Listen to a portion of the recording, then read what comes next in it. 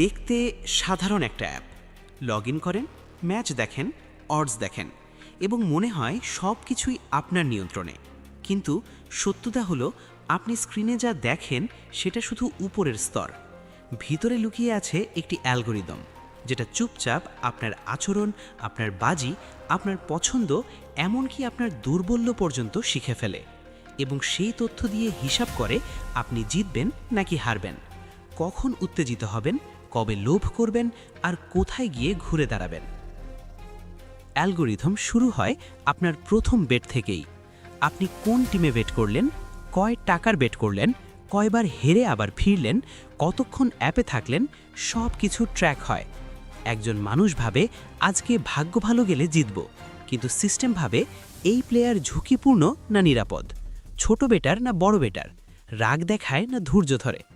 যে প্লেয়ার নিজেকে নিয়ন্ত্রণ করতে পারে না, বারবার হারার পরও ফিরে আসে, অ্যালগোরিদম তাকে হাই ভ্যালু টার্গেট ভাবে।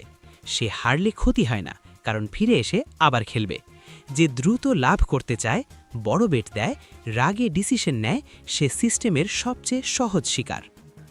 অডস দেখতে সুন্দর, 1.50, 2.30, 3.10, সংখ্যাগুলো আপনাকে জিতার আশা দেখায়, কিন্তু এই সংখ্যা আসে সম্ভাবনা থেকে নয়, আসে ব্যবসা থেকে। অ্যালগোরিদম হিসাব করে দেখে, যেখানে মানুষ বেশি ভরসা করে সেখানে অডস সুন্দর করে দেয়, যেখানে মানুষ ভয় পায় সেখানে অডস বাড়িয়ে লোভ দেখায়। উদাহরণ, আপনি দেখলেন একটা ম্যাচে 1.20 অডস, মনে হলো সেফ, কিন্তু সেফ মানে লাভ কম, এবং লাভ কম মানে আপনি বেশি টাকা দিতে বাধ্য, কারণ আপনি মনে করেন এটা নিশ্চিত। এবং বড় বেট মানেই একটা গোল, একটা কার্ড, একটা ভুল, আর সেফের ঢাল ভেঙে যায়। তখন অ্যালগোরিদম জিতে যায়, কারণ রিটার্ন ছোট, রিস্ক ছিল বিশাল। বাইরে থেকে মনে হয় ভাগ্য খারাপ, ভিতর থেকে এটা ডেটাবেসের অঙ্ক। এরপরে আসছে লাইভ বেটিং। আসল খেলা এখানে। লাইভ বেটিং হচ্ছে মাঠ যেখানে অ্যালগোরিদম সবচেয়ে বেশি শক্তিশালী। গোল, অফসাইড, ইনজুরি, কর্নার, প্রতিটা ইভেন্ট 0.5 সেকেন্ডে প্রবাবিলিটি পরিবর্তন করে এবং সেই সময়ই অডস ঝাঁপ মারে। আপনি ভাবেন এটাই সুযোগ, সিস্টেম ভাবে এটাই ফাঁদ। উদাহরণ, ম্যাচে 85 মিনিট চলছে, এক গোল পিছিয়ে থাকা দল হঠাৎ চাঙ্গা হয়ে উঠল, অডস হঠাৎ 6.50 থেকে 4.20 হয়ে গেল। আপনি ভাবলেন এখন বেট দিলে জিতেই যাব, কিন্তু অ্যালগোরিদম এই আগ্রাসন আগেই হিসাব করে রেখেছে।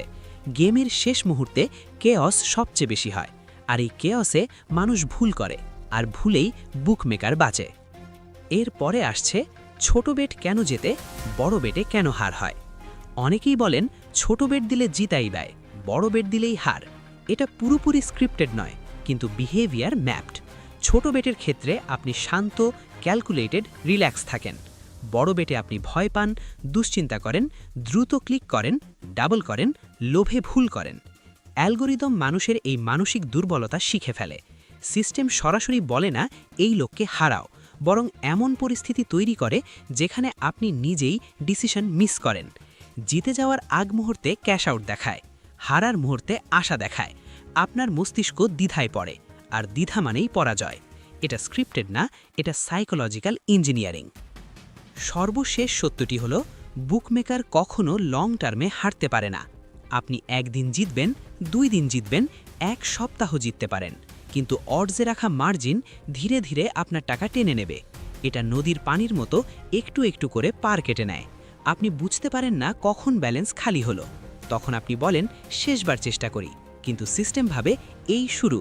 এটাই হাউজেজ, এটাই অ্যালগোরিদম, এটাই রিয়ালিটি। এই ভিডিওর উদ্দেশ্য আপনাকে ভয় দেখানো না, আপনাকে চোখ খুলে দেওয়া। কারণ আপনি যদি মনে করেন এটা ভাগ্যের খেলা, তাহলে আপনি হারবেন।